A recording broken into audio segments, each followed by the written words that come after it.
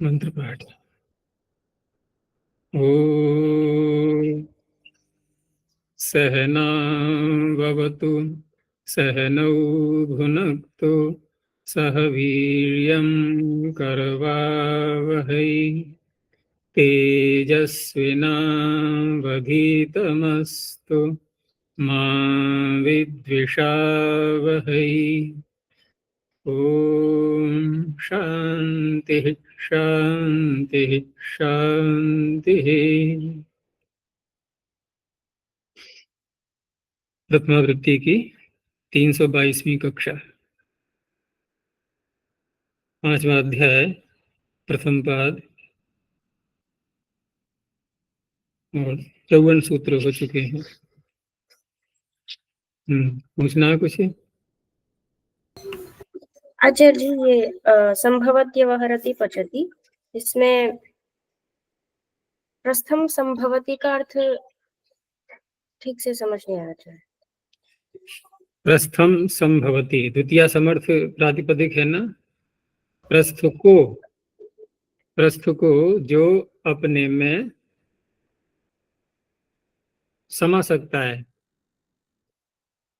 एक तो ये तात्पर्य हुआ, क्योंकि कोई पात्र है और उसमें एक शेर आ सकता है, नहीं आ सकता, तो तभी आ सकता है कि जब उस पात्र का जो अंदर का आयतन है वो एक शेर वस्तु जितना आयतन घेरती है उससे थोड़ा सा अधिक हो।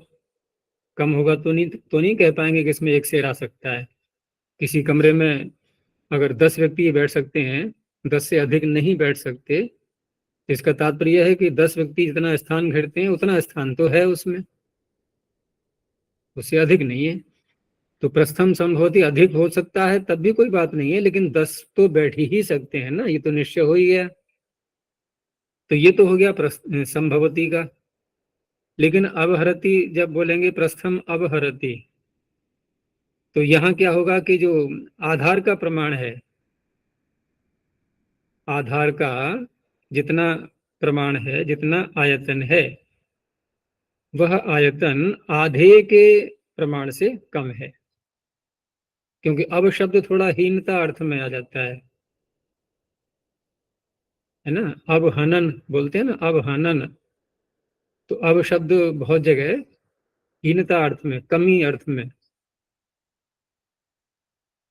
तो इस तरह से यहाँ संभवती जब बोलेंगे तो पूरा उसका स्थान इतना है कि वस्तु उसमें समा सकती है। लेकिन अवहरति, प्रस्थम अवहरति, अब इसका अर्थ क्या बनेगा कि इसमें प्रस्थ नहीं आ पाएगा, एक प्रस्थ सामान इसमें नहीं आ पाएगा, कम है। ये दोनों का तात्पर्य अलग अलग।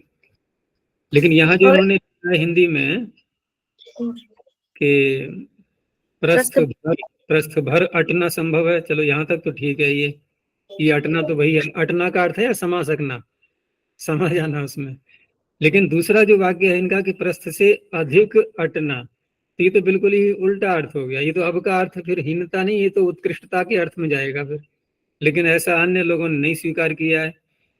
अब या तो ये लिखते समय थोड़ा भूल हो गई है, क्योंकि अब प्रायः करके हीन अर्थ में आ जाता है बहुत से उदाहरणों में। जैसे कोई नीचे उतरता है तो उसको कह सकते हैं अवगच्छति, अब ऊपर को चढ़ता है उसको बोलेंगे अवगच्छति। भाई उदगच्छति बोलो तो बात भी सही है।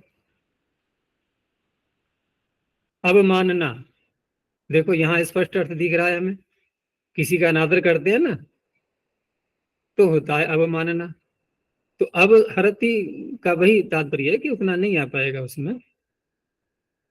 और द्वितीय समर्थ है, अगर प्रथमा समर्थ होता तो ये होता कि जो प्रस्थ के प्रमाण वाला जो सामान है, वस्तु है, वह हीन है, तब ये कहा जाएगा फिर, यानी वह कम है और पात्र में स्थान अधिक है। लेकिन यहाँ पर द्वितीय समर्थ है, इसलिए आधार का प्रमाण जो है वो आधे के प्रमाण से कम है। और आचार्य जी, कौड़वी कहा कौडव शब्द से बनेगा कौडवी का। अब कौडव शब्द परिमाणवाची है, अब कितना परिमाण इससे लिया जाएगा नहीं कह सकते, क्योंकि प्रस्थ का तो प्रसिद्ध है। कुटव का परिमाण कितना है नहीं कह सकते। खारी, खारी भी जो है प्रसिद्ध शब्द है। ये मन उसमें 40 शेर, यानी कि 40 प्रस्थ जब हो जाते हैं तो खारी शब्द का प्रयोग होता है। लेकिन कुटव कितना है देख लेना, उसमें शब्दकोश में मिल जाएगा।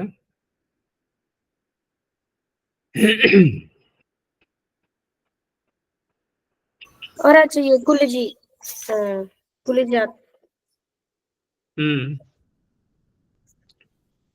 कुलिज शब्द यहाँ जैसे दिया है इन्होंने कि द्वे कुलिजे संभवती, तो ये तो पता लग ही रहा है कि कुलिज जो भी वस्तु है या परिमाण है, तो वहां पर गिनती उसकी हो सकती है, गिनती संभव है ना। अर्थ वही लिए हैं, संभवती, अवहरति, पचती, तो है तो परिमाणवाचक ही, क्योंकि संभवती, अवहरति, पचती तो इसी के साथ आएगा। इसका भी देख लेना कोश में क्या है। वर्तमान में अब प्रचलन में होने के कारण से इनके शब्द प्रसिद्ध नहीं है इतने अभी, इनके अर्थ, इसका भी देखना कोश में है। ये भी परिमाणवाचक, जैसे कि पीछे का था वो कुडव शब्द।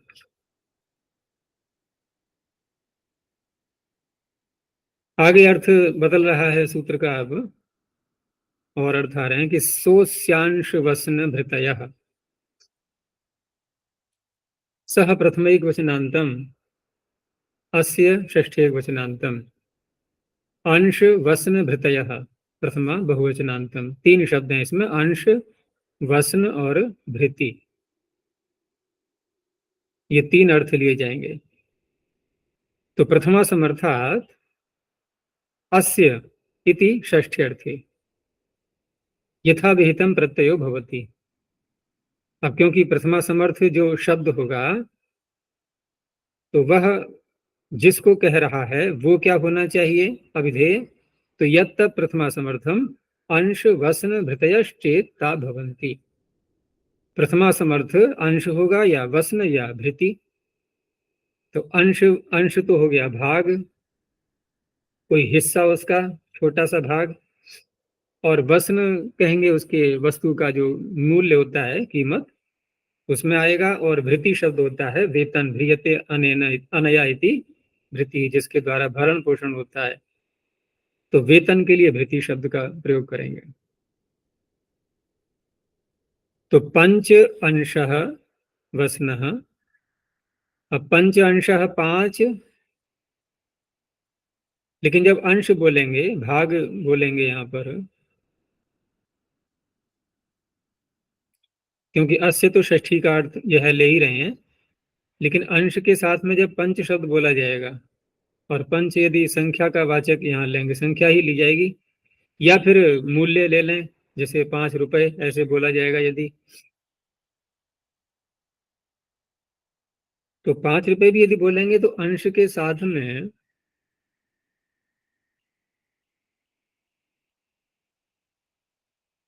या तो पंच अंशाह हो, या फिर 5 रुपया, या 5 रुपए ही अंश, ऐसा मान सकते हैं। जैसे कि 20 मान लो रुपए लिए हमने और उसके 5 भाग किए, तो 5 भाग किए तो एक भाग कितना बना, पंच, एक भाग, अंश भाग हो गया। तो पंच अंश यानी 5 रुपए का जो भाग है, तो एक वचन का भी प्रयोग हो जाएगा। वो एक समूह हो गया, पूरा 5 का एक समूह है, उसके टुकड़े कर लिए हमने 20 रुपए के, 5 5 5 करके 4 स्थानों पर। तो पंच अंश अस्य, यानी 5 भाग 5 रुपए वो इसके हैं। और वसन भी इसी रूप में लेंगे कि 5 रुपया जो मूल्य है उसका किसी वस्तु का, तो एक वचन का प्रयोग हो जाएगा। 5 रुपया यानी कि 5 का नोट, ये वसन मूल्य है इसका, पंचवसन। और 5 रुपए का ही नोट किसी की भृति है, वेतन है, तो पंच भृति ही अस्य। तो पंचकः, सप्तकः और सहस्र शब्द से हो जाएगा। सहस्र यथावेद प्रत्यय का है, तो पीछे ध्यान रखना है हमें कि संख्यावाचियों का प्रसिद्ध सूत्र वही है, संख्याया अतिशदंताया कन। बहुत लगता है ये सूत्र। और सहस्र के लिए अलग सूत्र पीछे आ चुका है, शतमान विंशति का सहस्र वसनादन।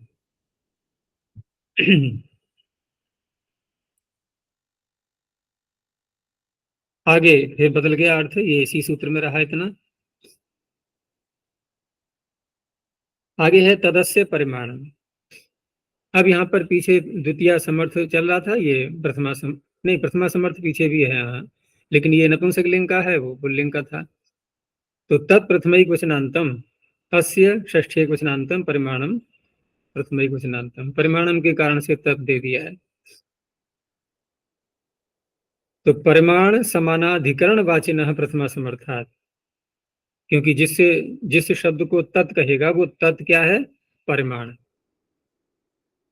परिमाण समानाधिकरण वाचिनः प्रथमा समर्थात् प्रातिपदिकात् षष्ठ्यर्थे अस्य इति षष्ठ्यर्थे यथाविहितं प्रत्ययो भवति। यहाँ भी षष्ठी का ही अर्थ लेना है।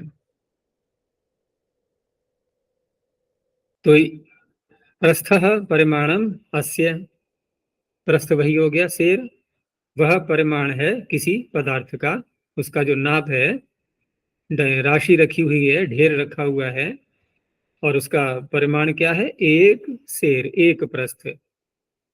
तो उस राशि का नाम हो जाएगा प्रास्थिको राशि ही। राशि शब्द पुल्लिंग है, हिंदी में नपुंसक, हिंदी में स्त्रीलिंग बोलते हैं इसको राशि। हिंदी में जो व्यवहार होता है राशि का, हिंदी में एक तो राशि वो है जो बोलते हैं कि नाम के साथ में होता है ना, कि कौन सी राशि है इसकी, क्या नाम है उनके राशियों के? कहीं सिंह राशि होती है, कहीं तुला राशि, कहीं मीन राशि, ऐसे करके नाम होते हैं अलग अलग। लेकिन वो राशि नहीं, यहाँ राशि ढेर अर्थ है ये। तो ये पुल्लिंग में आता है। जैसे विधि, हिंदी में विधि भी स्त्रीलिंग चलता है। इस कार्य को करने की क्या विधि है? और कोई यदि बोले ना इस कार्य को करने का क्या विधि है, कहें कैसे बोल रहा है ये? तो बहुत से शब्द हिंदी और संस्कृत में काफी अंतर आ गया है।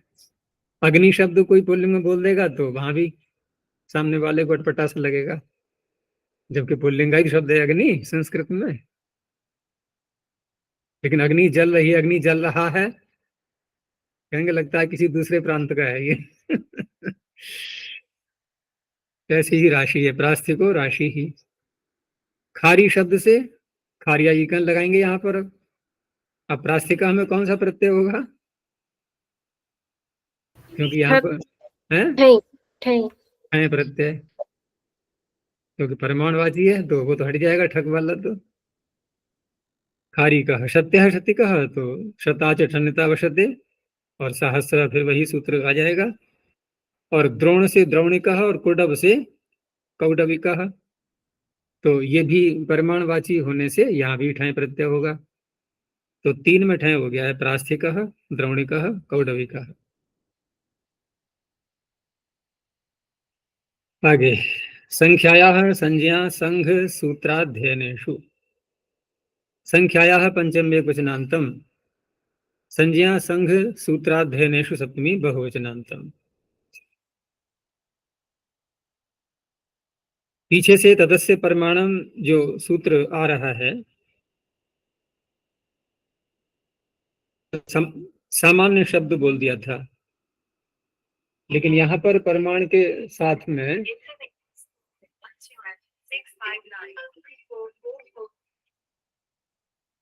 हाँ जी,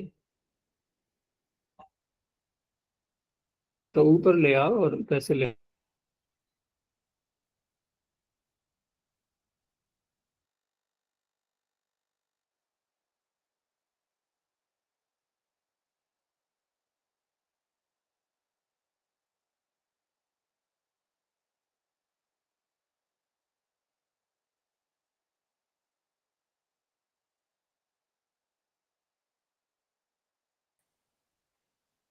माइक बंद है आचार्य।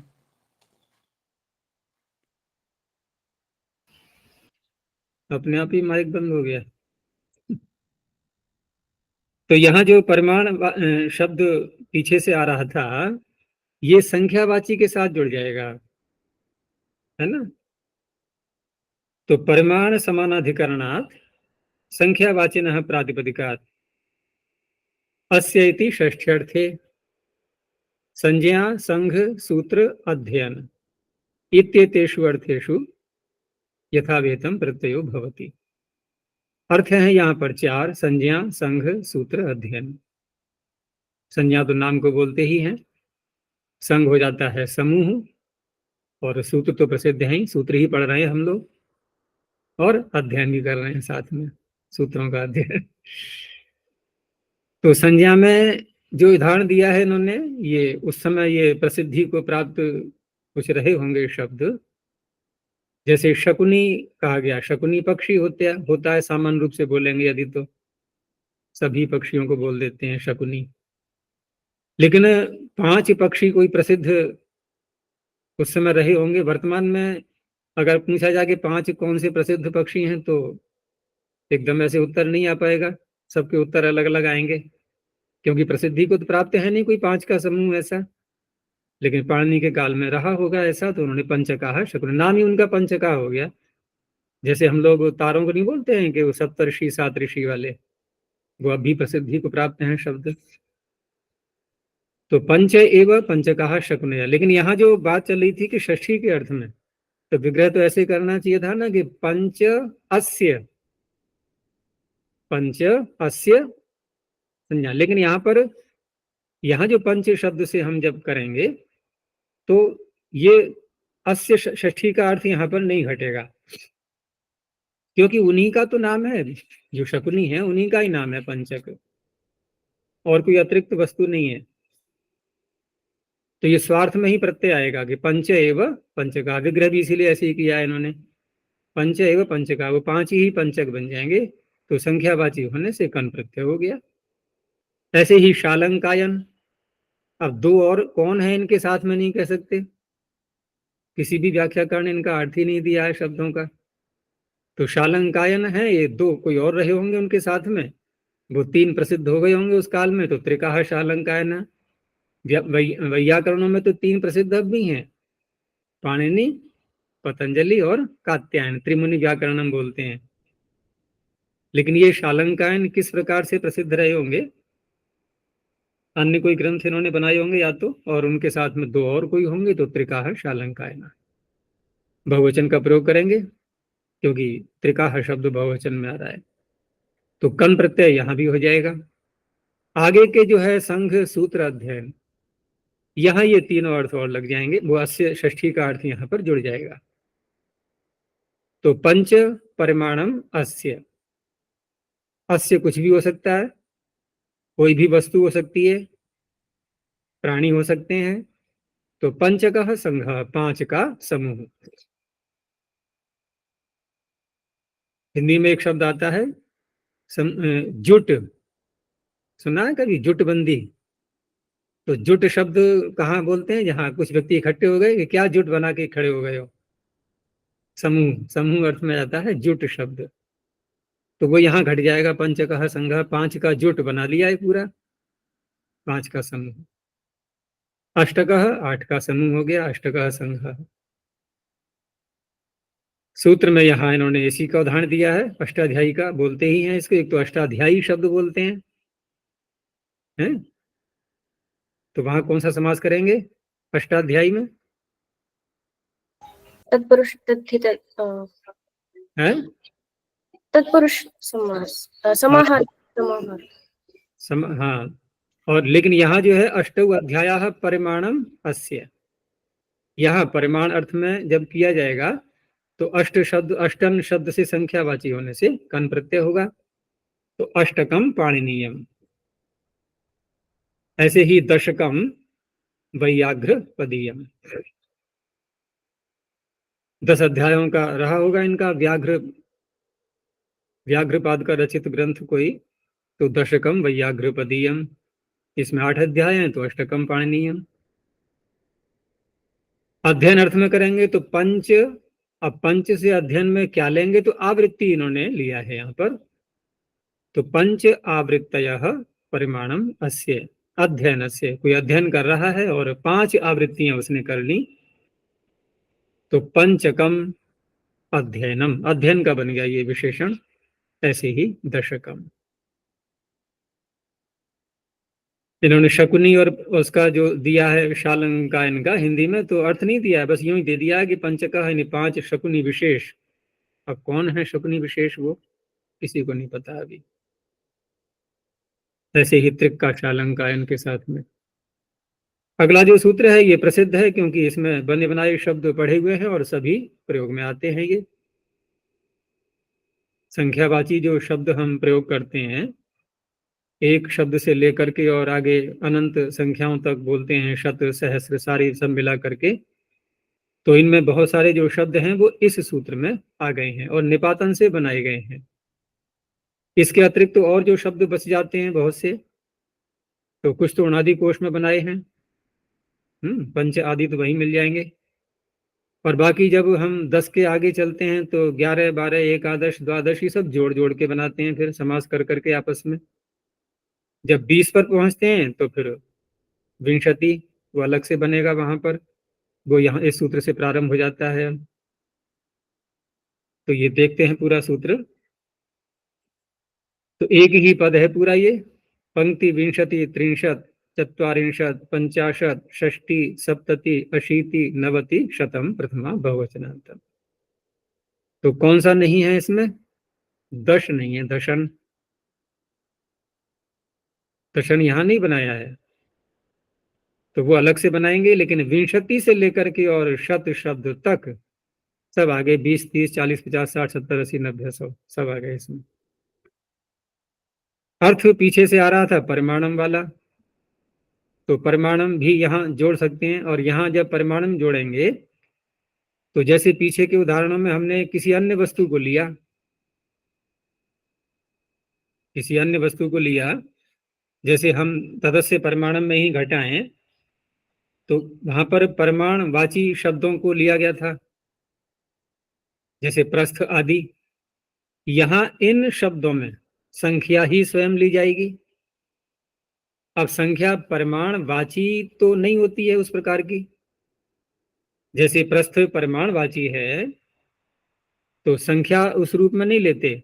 संख्या तो एक गिनती है, वह किसी न किसी पदार्थ का विशेषण बन जाती है। इसलिए संख्यावाची शब्द सब कैसे कहलाते हैं? विशेषण।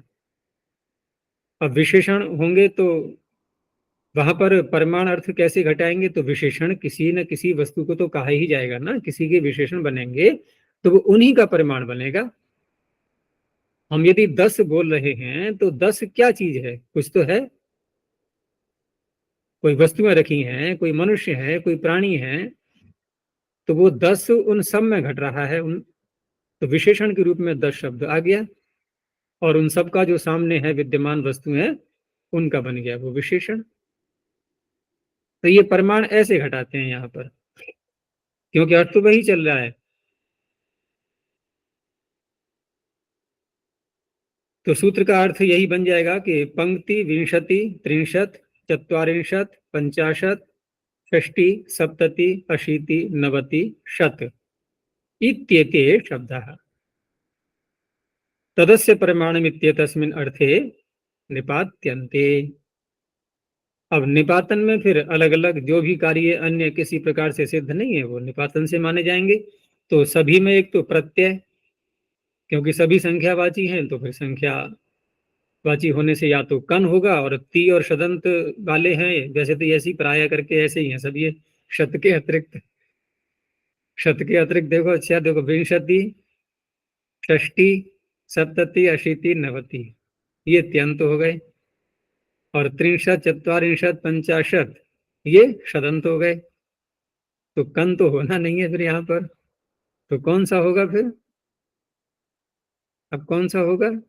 होना चाहिए मतलब, अगर ये निपातन न बनाए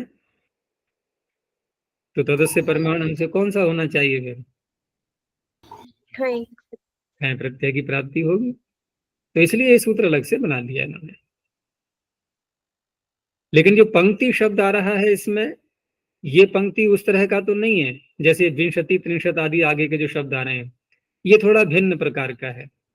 छंद भी होता है एक पंक्ति, तो यहाँ पर पंचन शब्द से पंक्ति बनाया गया है। और पंचन शब्द में अब निपातन से क्या कार्य करेंगे कि ती प्रत्यय, जो कि किसी अन्य सूत्र से विहित नहीं था, और पंचन शब्द में टी भाग का लोप करेंगे। ती प्रत्यय कोई डित नहीं है, इसलिए टी भाग का लोप भी निपातन से ही करेंगे। तो पंचन का अन हटा दो, रह गया पंच, और आगे ती। अब पद तो है ये, पंचन शब्द पद तो होना ही है, क्योंकि प्रथमा समर्थ से कर रहे हैं, तो प्रथमा व्यक्ति जस करके ही तो लाएंगे हम। पंचन के आगे जस ला करके ती प्रत्यय रख दिया, तो पद होने के कारण से पद संज्ञा जब हो चुकी है तो पद के अंत में क्या करेंगे? अब पद के अंत वाले कार्य यहां पर होंगे। तो एक तो संयोग आ रहा है, उसको हटा दो, चकार को हटाना पड़ेगा हमें। अब क्या रह गया? अब क्या रह गया? पाए। यहाँ ही तो रह गया। अब यकार आ रहा है चवर्ग में, तो अब चौकू लगा दो, चौकू से यकार को नकार हो गया। लेकिन यहां जो इन्होंने किया है, इसमें निपातन से एक चीज और बचाई है इन्होंने, कि जो चकार है उसको संयुगांत लोप से नहीं हटाया, क्योंकि निपातन से ही सारे कार्य करने पड़ेंगे ये। नहीं तो पंक्ति ककार कहां से लाएंगे, फिर हम नहीं ला पाएंगे ना। तो जो भी कार्य है सब निपातन से मान करके हमें तो ये मानना है कि ये शब्द बिल्कुल शुद्ध है, पंक्ति शब्द। और अर्थ, अर्थ विग्रह से पता लगी जाता है कि पंचम से बना रहे हैं तो पांच का अर्थ तो इसमें आना ही है। तो पंच परिमाणम अस्य। दूसरा एक चीज और भी है इसमें कि पंक्ति शब्द में छंद को जब बोलते हैं हम, तो वहां पर पंच परिमाणम कैसे अर्थ करेंगे? क्योंकि पंक्ति छंद में पांच पांच अक्षर 5 बार होते हैं, तो कितने हो गए? 25। 25 का बनता है। तो पंच परिमाणम अस्य, 5 परिमाण, लेकिन 5 में से एक जो 5 है वो कितना है? वो भी 5 ही है। वो ये सूत्र का तो विषय नहीं है। इसने तो ये कह दिया कि पंच परिमाण है, लेकिन पंच में एक क्या चीज है वो? तो एक भी 5 का ही समूह है, तो वो 5 बन जाते हैं। तो एक वर्ग बन जाता है 5 का। वर्ग में होता है ना, उसी संख्या को उसी से गुणा कर दो, ये वर्ग बन जाता है। फिर पंक्ति शब्द हम अन्य व्यवहारों में भी देखते हैं। पंक्ति शब्द केवल छंद के लिए ही थोड़ा ही है, व्यवहार में तो पंक्ति शब्द बहुत चलता है। भाई जहां पर कोई क्रम से अगर लाइन में खड़े हो जाते हैं तो पंक्ति उसको बोलते हैं, नहीं बोलते हैं? तो क्रम का सन्निवेश, तो क्रम के सन्निवेश में भी ये अर्थ आ जाता है यहाँ पर। तो इस तरह से ये कहीं भी प्रयोग में आ जाता है पंक्ति शब्द, बहुत व्यापक शब्द है ये। आगे अब ये संख्या के रूप में लेना है, जो कि विशेषण बना करके प्रयोग किए जाएंगे। तो पहला शब्द है इसमें संख्याओं में विंशति। अब विंशति में हमने एकादश, द्वादश, त्रयोदश, यहाँ सब में जो है एक, द्वि, त्रि आदि जोड़ते जोड़ते 10 10 से पहले हम लगाते गए, और 19 तक पहुंचते पहुंचते 19 को 2 प्रकार से बोल देते हैं। विंशति में बहुरी समास करके एक और ऊन लगा करके एक ऊन विंशति भी कह देंगे। और दूसरा शब्द क्या होगा विंशति 19 के लिए? नव दश, नव का और दश का समास कर दिया। अब आगे क्या बोलना चाहिए हमें? 19 के आगे अब दश तो बोलेंगे हम, दश तो पीछे से लेना ही है, लेकिन दश दश तो बोल नहीं पाएंगे, फिर तो पूरा 100 बन जाएगा अगर दश दश बोल दिया तो फिर द्विदश ऐसे बोलते हैं। तो शब्द हमारे पास में है द्वि और दश का समास करके, जो कि हमने पीछे द्वादश में भी बोला था। लेकिन द्वादश में द्विदश का अर्थ हुआ 2 और 10, समझ आ रहा है? नहीं, 2 और 10। लेकिन यहां द्विदश का अर्थ क्या होगा? यहां दश ही 2 बार बोला जाएगा। तो द्विदशन शब्द के स्थान में द्विदशत होगा। दशत पहले बनाएंगे, पहले दशत को बनाएंगे, और द्विदशत शब्द के स्थान में प्रत्यय कौन सा करेंगे हम? प्रत्यय तो हो जाएगा ती, जो आगे दिखाई दे रहा है हमें। लेकिन जो द्विदशत शब्द है उसके स्थान पर विन आदेश करना होगा, क्योंकि हमें बनाना है विन शति, नकार को फिर अनुस्वार करेंगे। और ये जो द्विदशत शब्द बनाया गया है, क्योंकि दश के साथ में हम द्वि को जोड़ें कैसे, हमने 2 और 10 कह करके द्वादश तो बना लिया सरलता से कि द्वौच दशच द्वादश बन गया। लेकिन 2 10 यदि कहेंगे तो कैसे हो पाएगा, 2 दहला कहलाएंगे ना, फिर वो दश का समूह 2 कहलाएगा वो। तो आगे जो सूत्र एक और आएगा अभी, पंचत दशतो वर्गेवा, पंचत और दशत, ये जो 2 शब्द आगे आ रहे हैं डति प्रत्यांत, वहां से दशत को लेंगे तो 10 का पूरा एक वर्ग हो गया, इनका पूरा भाग एक 10। अब जो है वो भाग 2 है द्वि का दशत के साथ में समास करके, और यही बात आगे घटती जाएगी सब में, द्विदशत त्रिदशत ऐसे बोलेंगे। तो दशत को आगे से ले लिया है, वो भी निपातन से बनाया गया है। तो यहां पर द्विदशत में विनादेश ती प्रत्यय विंशति हो गया, और विग्रह करते समय वैसे ही बोलेंगे द्वौ दशतौ परिमाणम अस्य।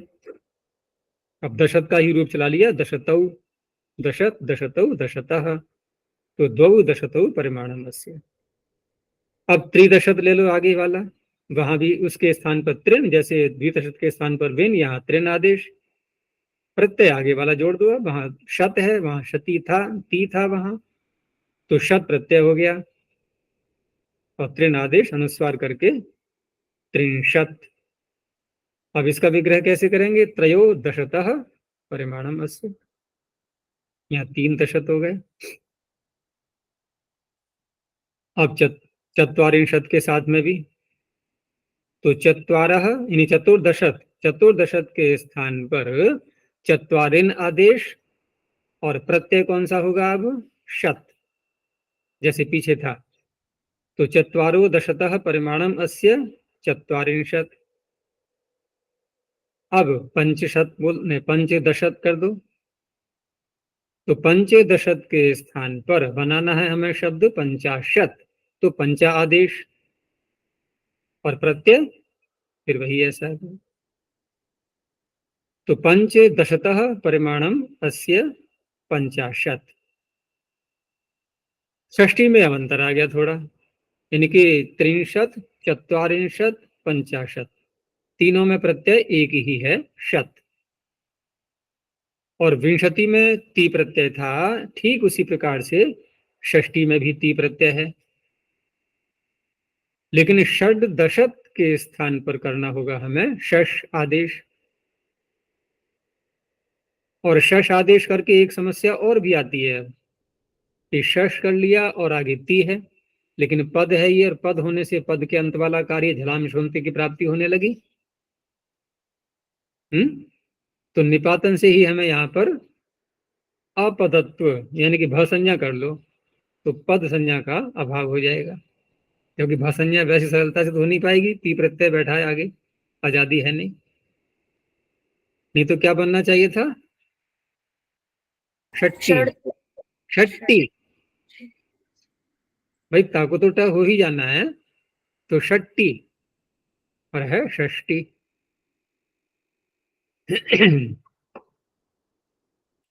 आगे अब फिर उसी प्रकार से सप्त दशत, इसके स्थान पर सप्त आदेश, प्रत्यय वही ती, तो सप्त दशतः परिमाणम अस्य सप्तति ही। आगे अष्टदशत, तो अष्टदशत में अष्टदशत के स्थान पर करेंगे अशी आदेश अति प्रत्यय, है सरल वैसे, निपातन में कोई ज्यादा कठिनाई नहीं है, जहां पर शत दिखाई दे वो शत प्रत्यय हो गया, जहां ती दिखाई दे वो ती प्रत्यय हो गया, यही शैली चल रही है 2 प्रकार की अभी तक। तो अशी आदेश होकर के अशीति, पीछे वाले भाग को दशत दशत सब में जोड़ी रहा है, उसमें जैसा दिखाई दे रहा है वैसा आदेश कर लो। अब ऐसे ही नव दशत शब्द है, तो उसमें क्या करना है, पूरे के स्थान पर नव आदेश कर लो या दशत का लोप कर दो, बात एक ही है, प्रत्यय ती हो जाएगा, तो नव दशतः परिमाणम अस्य नवति ही। अब आया अंत में दश दशत। अब यहां तो बहुत कुछ हटा दिया गया, इतने बड़े शब्द के स्थान पर केवल आदेश हो गया श।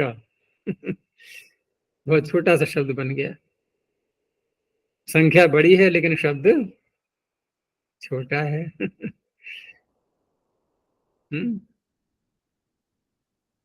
सारा जीवन परिश्रम करके, सारी विद्या पढ़ के, सारी उपासना करके, और जिसकी प्राप्ति होती है वो कौन है? ओम। कितना छोटा शब्द है। ओम को ही तो प्राप्त करना है। ओम तेजस्विनी। तेरे नाम के पहले आ रहा है ना ओम। तो वास्तव में तो प्राप्त करने योग्य, ये भी इसमें ये भी है, एक संकेत दिखाई दे रहा है कि जिसको प्राप्त करना है वो कोई बहुत बड़ा नहीं है। बड़ा दो बातों से नहीं है। एक तो हमें स्वाभाविक रूप से हमारा झुकाव उस ओर है, आनंद की ओर हमारा झुकाव है, हमारी प्रवृत्ति आनंद की ओर ही हो रही है। और स्वाभाविक प्रवृत्ति के आधार पर जब कोई व्यक्ति कार्य करता है तो वो सरल होता है या कठिन होता है? वो सरल कहलाता है। हमने कठिन बना लिया है उसको।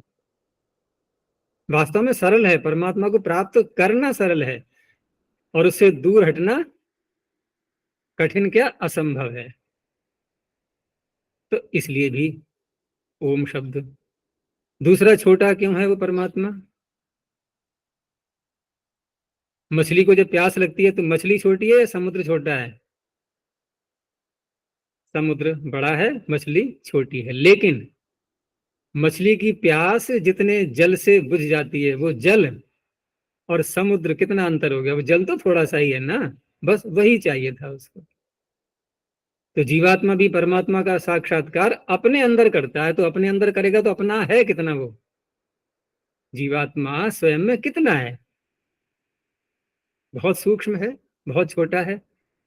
और अपने ही अंदर परमात्मा का दर्शन करना है उसको, बाहर नहीं, क्योंकि बाहर जीवात्मा तो नहीं है। जहां जीवात्मा होगा वहीं तो परमात्मा के दर्शन होंगे, या जहां नहीं है जीवात्मा वहां हो जाएंगे। जैसे मूर्ति पूजा में भी लोग ऐसा कहते हैं ना कि मूर्ति ठीक है पत्थर की है लेकिन भगवान तो है उसमें, ऐसी दलील देते हैं। कभी बात करना मूर्ति पूजा करने वाले से, तो वो यही कहेगा कि भाई जब सर्वत्र परमात्मा है तो मूर्ति में भी है। हमने एक आधार बना लिया और उसको मान करके हम उसका ध्यान कर रहे हैं, उपासना कर रहे हैं। चलो यहाँ तक तो बात ठीक है, लेकिन उपासना का लक्ष्य क्या होता है? उपासना का अर्थ है क्या? बिल्कुल समीपता प्राप्त करना उसके लिए। तो मूर्ति में परमात्मा है, हमें भी स्वीकार है, लेकिन मूर्ति में जो जीवात्मा, जो मनुष्य के अंदर बैठा हुआ है, वो मूर्ति में विद्यमान परमात्मा को प्राप्त कर लेगा? उसको पहले शरीर से बाहर निकलना होगा, फिर मूर्ति में घुसना होगा, तब जाके वहां के परमात्मा का स्वाद ले पाएगा वो। तो कहाँ बनी बात ये?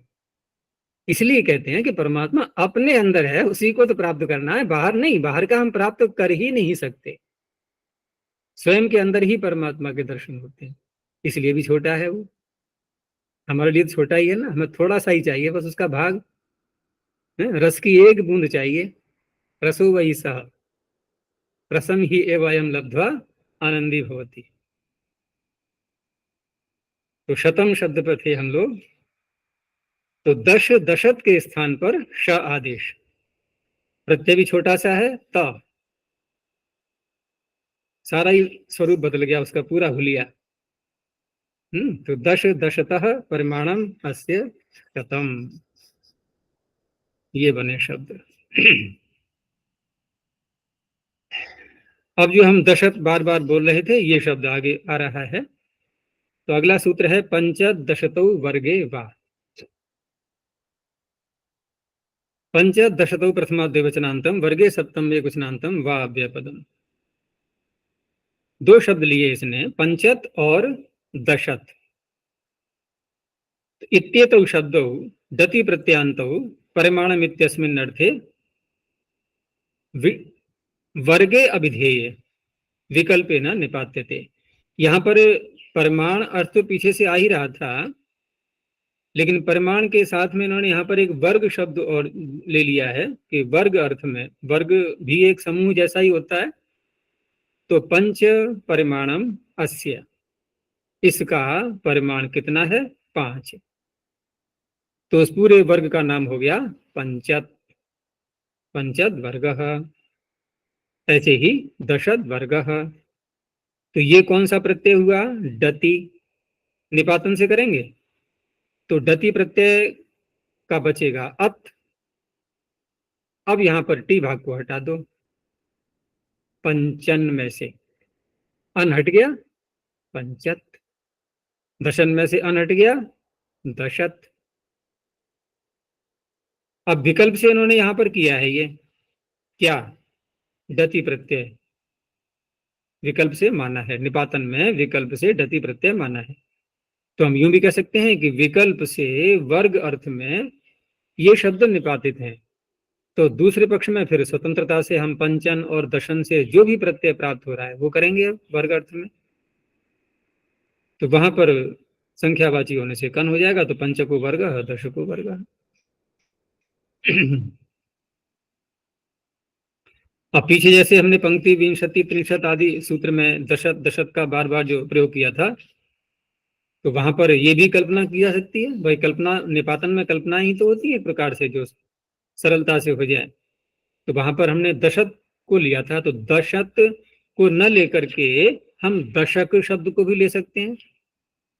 जैसे विंशति बनाना है तो द्विदशक के स्थान पर बिन आदेश करना वही पड़ेगा हमें आदेश। तो हम या द्विदशक ले लें या द्विदशत ले लें। तो छोटा सा था वो दशत, उसको ले लिया पीछे।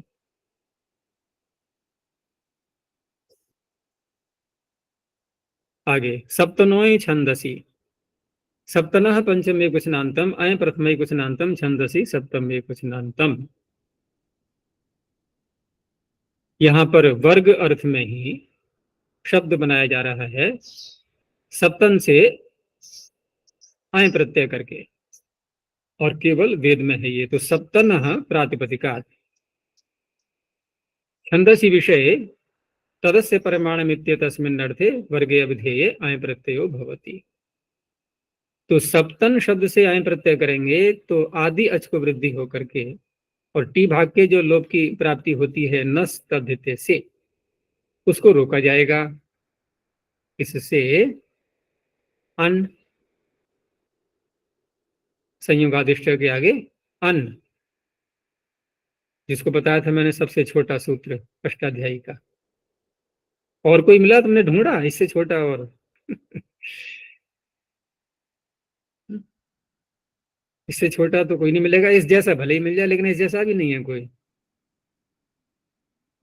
इस जैसा, इस जैसा कहाँ हो सकता है? कोई नहीं है। और है ध्यान में आ रहा है कोई? ओत, ओत सूत्र है एक का, एक स्वर वाला, लेकिन वो दीर्घ है। हाँ, अब तुम कल्पना करो अन और ओत, बताओ कौन बड़ा है इसमें? बराबर ओत है बड़ा दोनों? है, ओत बड़ा है। तो बराबर तो हम कह रहे हैं बराबर इस जैसा, जैसा माने इसी डेढ़ मात्रा वाला निकालो कोई सूत्र, और इस जैसा इसका साथी। क्योंकि अ लेते हैं वहां भी दो मात्राएं हो गई, और ओत में तो दो क्या बल्कि ढाई हो गई। डेढ़ की बात छोड़ो, ओत से छोटा ये है। ओत ढाई, दो, अन डेढ़, ये है इनका क्रम। सात एक सूत्र है। वहां भी, वहां वहां भी वहां तो और ज्यादा हो गई, 3 हो गई अब। अब तुमने एक क्रम बना दिया। अभी पंक्ति की बात चली थी ना, पंक्ति में बिठाओ इनको। अब पहले अन, उसके पीछे लगेगा अ, उसके पीछे लगेगा ओत, उसके पीछे लगेगा सात। डेढ़, दो, ढाई, 3। तो अन से यहां पर प्रकृति भाव हो गया, तो शब्द बन जाएगा साप तनह। अब साप तनह के रूप चलेंगे तो नपुंसकलिंग का है, इन्होंने दिया है। तो साप्तनम, साप्तने नहीं, नहीं नहीं, हमने भूल कर दी। यहाँ पर सप्तन शब्द से ऐ प्रत्यय करके शब्द जो बनेगा यहाँ पर, तो टी भाग को इन्होंने टी भाग का लोप किया, टी भाग का तो लोप करना पड़ेगा, क्योंकि साप्तम साप्ते साप्तानी, साप्तानी बोलना है ना बहुवचन में। अगर साप्तन का रूप चलाएंगे तब तो साप्तन नानी बनेगा फिर। और ये क्या है? साप्तानी, सप्त साप्तानी असृजन।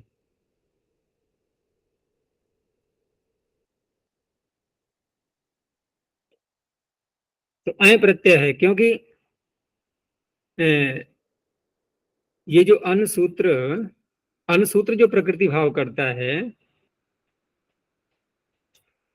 तो ऊपर से वहां पर देखना जरा, ऊपर से अनुवृत्ति अणी की आ रही है शायद। इनण्यनपत्ये, इनण्यनपत्ये गाथि विदथि केशि गणि पणि नश्च संयोगादिश्च अन। तो अण चाहिए वहां पर, है ना, अनपत्यार्थक अण चाहिए। और यहाँ अण नहीं, ये तो आय है। तो आय होने के कारण से नस तद्धिते से टी भाग का लोप हो जाएगा। तो टी भाग का लोप होकर के क्या बनेगा शब्द? अब साप्त, साप्त के रूप चलेंगे, सप्त साप्तानी असृजन। ये एक ही सूत्र है छंद का, और नहीं है आगे। आगे तो बदल गया। अब देखो, पीछे शब्द बना लिए थे हमने त्रिंशत और चत्वारिंशत, जो शब्द पीछे बना लिए हैं, उन्हीं शब्दों को यहां लिया है अगले सूत्र में एक और प्रत्यय करने के लिए। वो तो प्रत्यय हमने कर लिए निपातन से।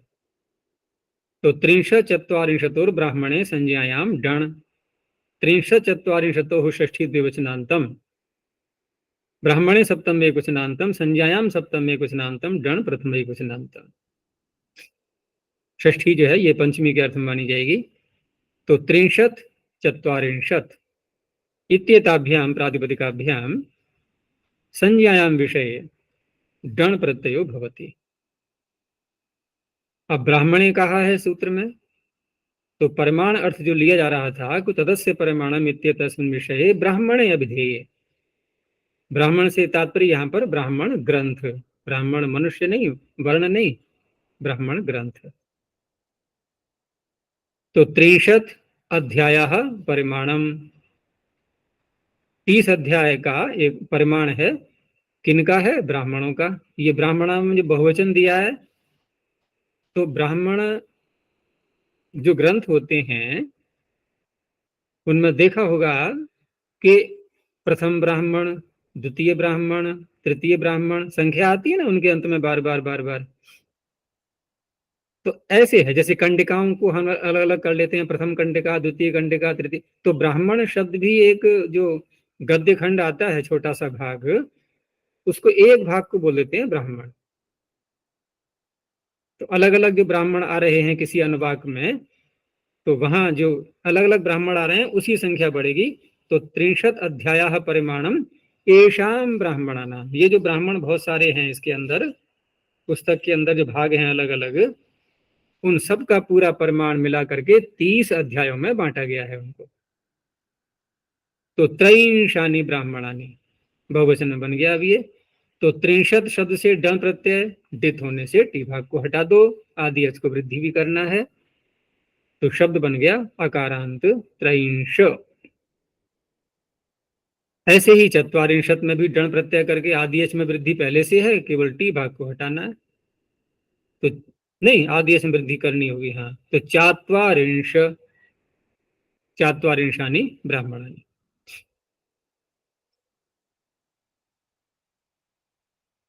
अब आगे जो हमने सूत्र पीछे पढ़ा था, जहां से अधिकार चल रहा है ठक प्रत्यय का, कौन सा सूत्र था वो? आर्हात, यानी अर्हति, तदर्हति, अर्थ तक। तो आ को हमने लिया था अभिविधि में, अभिविधि में लेने के कारण से ये भी साथ में समाविष्ट हो रहा है। अब ये तदर्हति का अधिकार जहां तक जाएगा, ठीक है ना, बस वहीं तक ठय का अब क्षेत्र रह गया, यानी कि समाप्ति की ओर है अभी ठय का अधिकार। वो ठक का, ठय का नहीं, ठक का अधिकार समाप्ति की ओर है। तो ये अंतिम अर्थ आ रहा है अब, तदर्हति, तत् द्वितीय क्वेश्चनांतम अर्हति क्रियापदम। अर्हति के साथ में द्वितीय का प्रयोग करते ही हैं। जिस वस्तु के योग्य है कोई, तो वहां द्वितीय होती है, उसका कर्म बनता है अर्ह धातु का। तो द्वितीय समर्थात् प्रातिपदिकात् अर्हति इत्येतस्मिन् अर्थे यथाविहितं प्रत्ययो भवति। जैसे श्वेत छत्र शब्द है, तो श्वेत छत्रम अर्हति, श्वेत छत्र के योग्य है कोई, तो श्वेत छत्रिकः।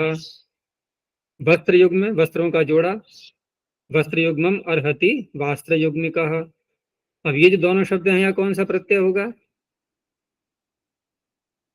यहाँ ठय होगा कि ठक होगा? ठक।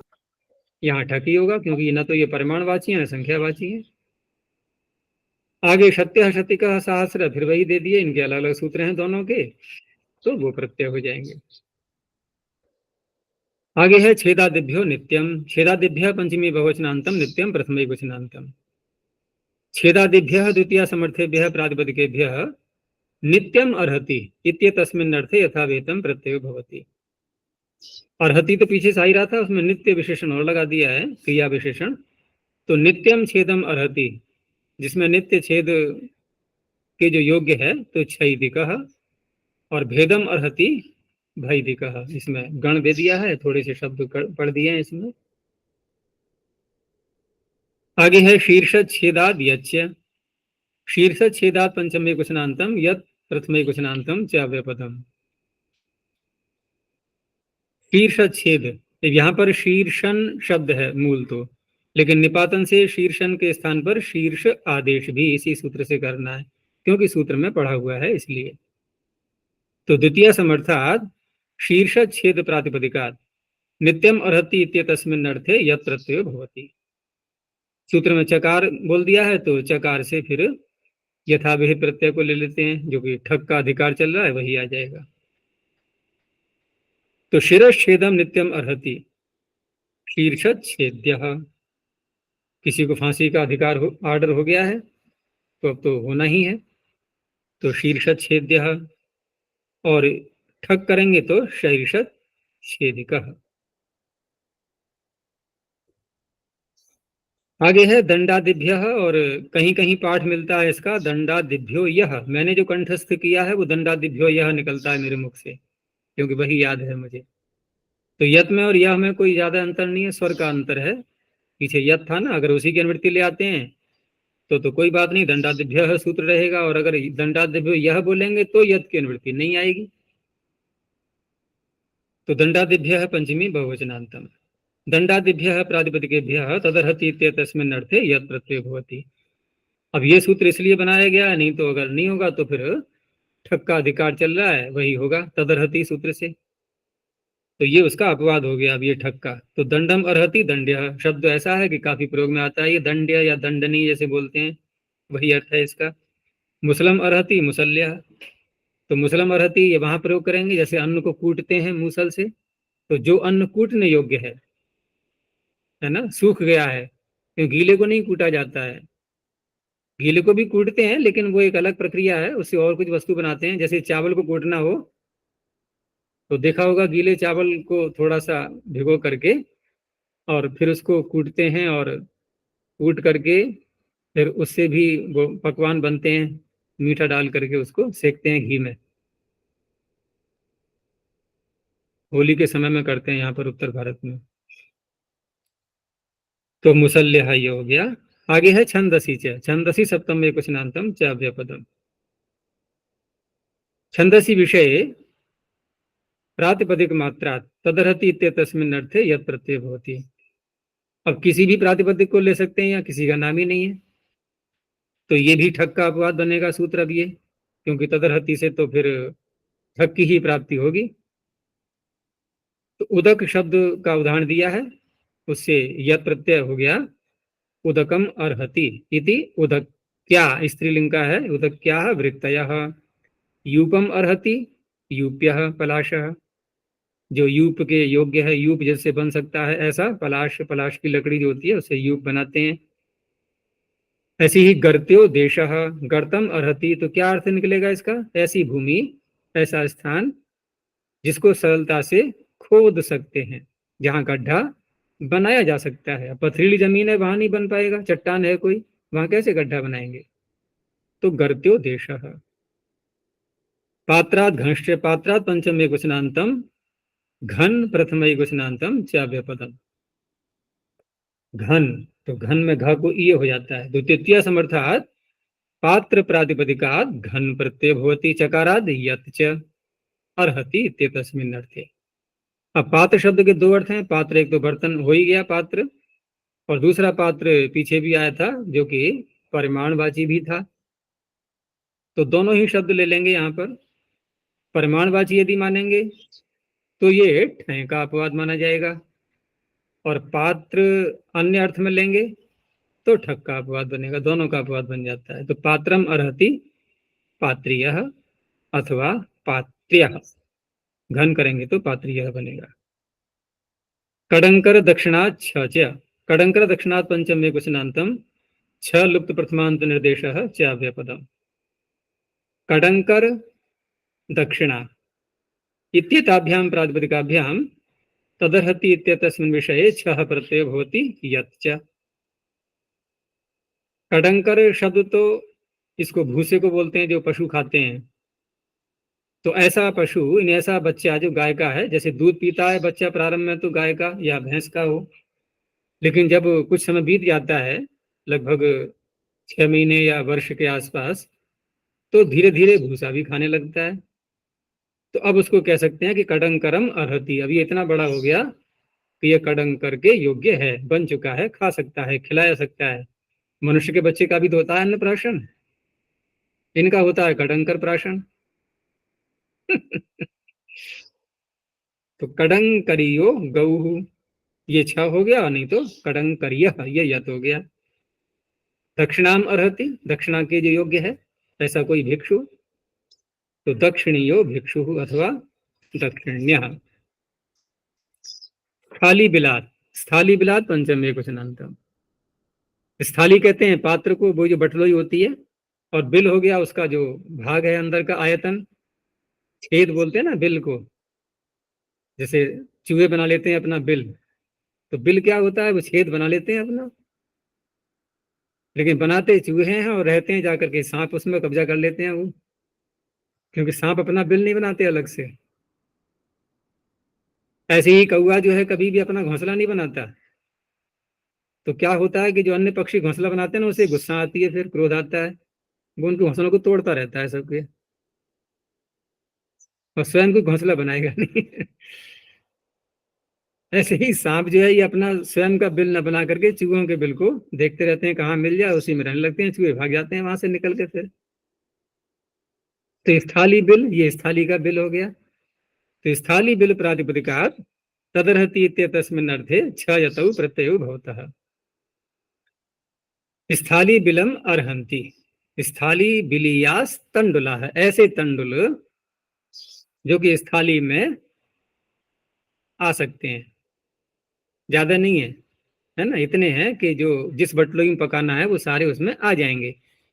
क्योंकि ये होता है ना कि यदि हमने जितना आयतन है पात्र का स्थाली का, और उतना ही चावल ले लिया हमने और पानी डाल करके रख दिया अग्नि पर, क्या होगा? अब चावल तो फूलेंगे ना, वो तो बाहर निकल जाएंगे पात्र से फूल करके, उनको ज्यादा आयतन चाहिए। तो पकाने वाले को इतना ध्यान रहना चाहिए कि फूल करके कितना स्थान घेरेंगे, ये उतनी मात्रा में लेना है उसको।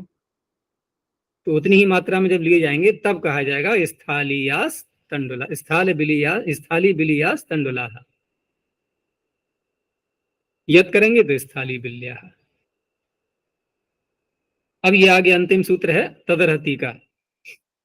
यज्ञर त्विग्भ्याम घखयं, यज्ञर त्विग्भ्याम पंचमी द्विवचनांतम, घखयं प्रथमा द्विवचनांतम। दो शब्द हैं इसमें, यज्ञ और ऋत्विज। तो यज्ञ ऋत्विज इत्येताभ्याम प्रातिपदिकाभ्याम घ खय इत्येतौ प्रत्ययौ यथासंख्यम भवतः तदर्हति इत्येतस्मिन् अर्थे। दो प्रातिपदिक हो गए, दो ही प्रत्यय हैं। तो यज्ञम अर्हति, जो यज्ञ के योग्य है ऐसा ब्राह्मण, यज्ञो ब्राह्मण, यानी कि उत्तम कर्म कर रहा है, यज्ञ करने का अधिकारी है वो। ऐसे ही ऋत्विजम अर्हति, जो ऋत्विज बनने के योग्य है, दूसरों के यज्ञ करा सकता है। तो आर्तविजीन, एक मंत्र में आता है ना, आर्तविजीना श्याम, हम सब भी आर्तविजीन बने, हम दूसरों के भी परोपकार के, क्योंकि परोपकार के कार्य को भी यज्ञ बोलते हैं, हम दूसरों के परोपकार के कार्य को संपन्न करें, ऐसे बने। तो यहाँ पर प्रत्यय घ और खय, घ में तो यज्ञ बन गया, खय को ईन आदेश करके और आदेश को वृद्धि भी करेंगे, आर्तविजीना। तो इस तरह से यहाँ तक जो आराध पुष्ट संख्या सूत्र था, बस उसका शासन यहीं तक चल रहा था, वो समाप्त हो गया। अब जो है निर्बाध रूप से प्राग्वतिष्ठेन चलेगा, उसको जो बाधा आ रही थी बीच में वो समाप्त हो चुकी है। ठीक है, यहीं तक रखते हैं, अब फिर कल देखेंगे। प्रणव ध्वनि। ओ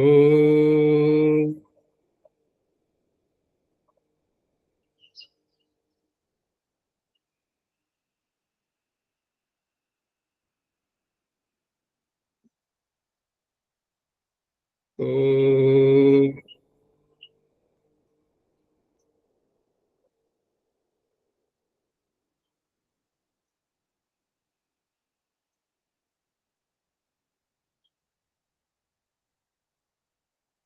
ओ